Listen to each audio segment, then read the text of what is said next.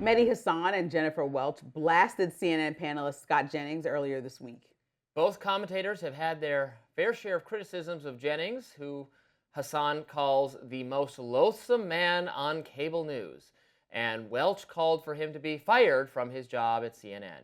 Here were some of their comments about Jennings in a recent episode of Hasan's podcast. Why does he have such an annoying face?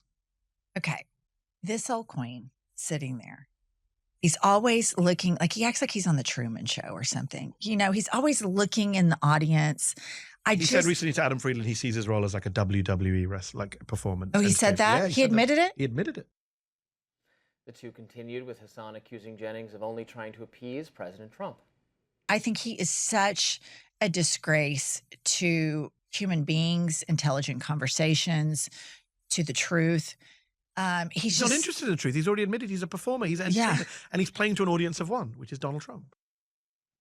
This comes as Hasan has blasted the conservative commentator on social media in recent weeks. Earlier this month, he wrote, "Jennings may be the single most cynical person on American television, and that's saying a lot." And back in January, he replied to a clip of Jennings saying it's embarrassing a national news network pays Scott Jennings to opine on the news in the sanctimonious, dishonest, fact-free, hectoring way each night.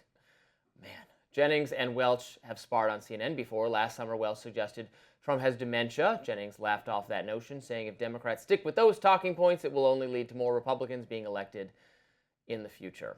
Okay, so Mehdi Hasan and Jennifer Welch, and frankly, no one or everyone else who's a pundit, you and I included, everyone else, no one should say that some other pundit has a punchable face, because there are a lot of people who say that about all of us friends. I'm sure there are people who think Mehdi Hasan looks very punchable, and I look punchable. You look. The ladies come in for the punches. Nobody thinks that about me. Well, you're a smart and elegant and beautiful lady, but you know what I'm saying? Like, that's throwing some stones in glass houses there. And then he should be fired because he's Mehdi called him sanctimonious. Brother, you're the king of sanctimony. Jennifer Welch, I find to be the most, again, I find her grating and obnoxious to a degree that is sickening. But, you know, that's just my view. Their problem is they think because they are far left and not representative of the American people at all whatsoever, and they think their far left view is the standard one that everyone wants, and everyone who doesn't opine it is some fraud who should be fired from their job. I love how casually she just said, oh yeah, I disagree with him, so he should be fired. She did say that. Yeah. You know, I think that she's not as smart. Mehdi Hasan is smart.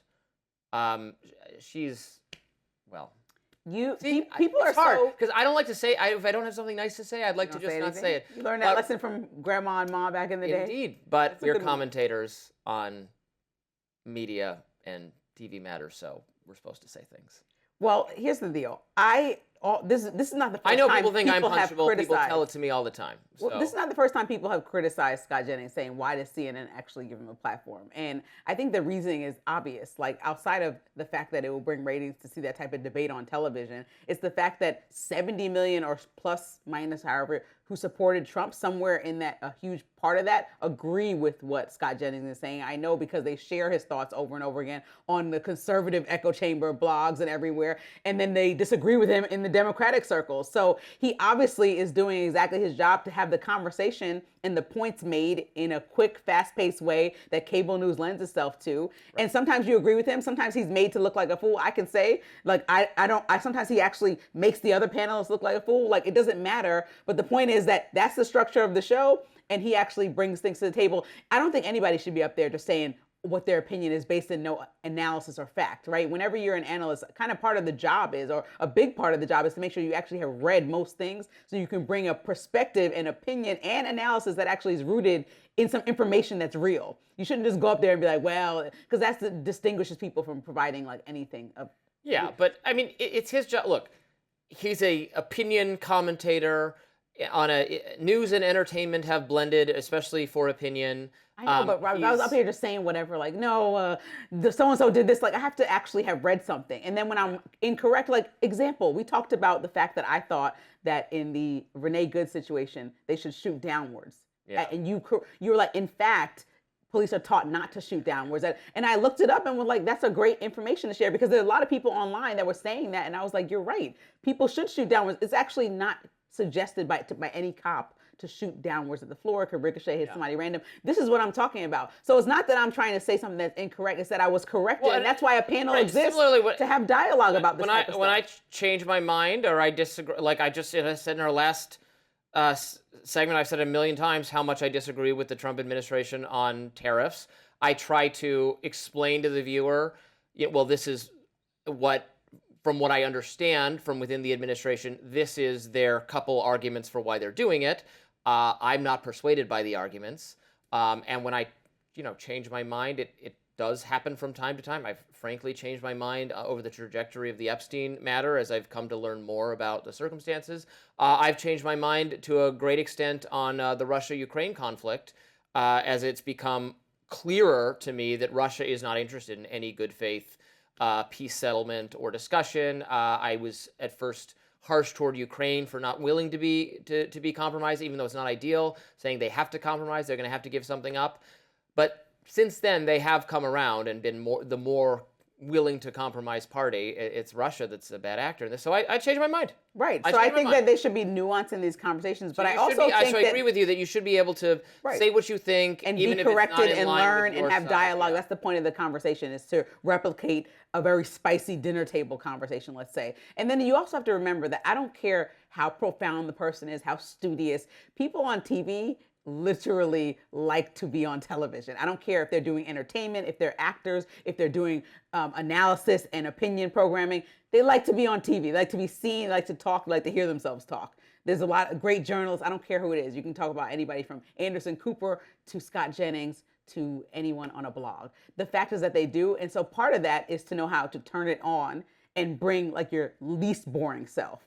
And so Scott Jennings is there making smug faces and doing all this is because he's working, he's entertaining. You're giving infotainment. Nobody wants to sit up there, or else they watch PBS, a nice round table, calm and collected, respectful, like, all right, turn the channel. The expressed preference of the audience is for a little bit of fireworks, a little bit like Kevin O'Leary and Teslin Figaro I talked about yesterday. And even Kevin has a totally different demeanor than Scott Jennings, right? He's very he listens to somebody thoroughly and it says, actually, and Scott Jennings will just talk you to death.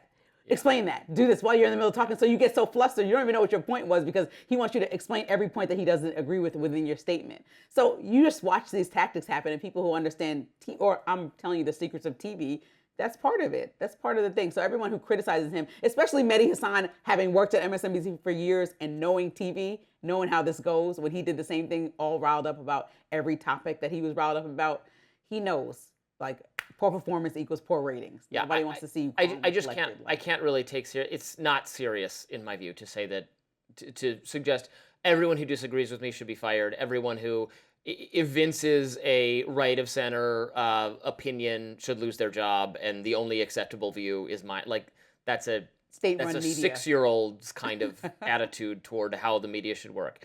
If your job is to do news reporting and you have egregious errors in reporting you should probably lose your job.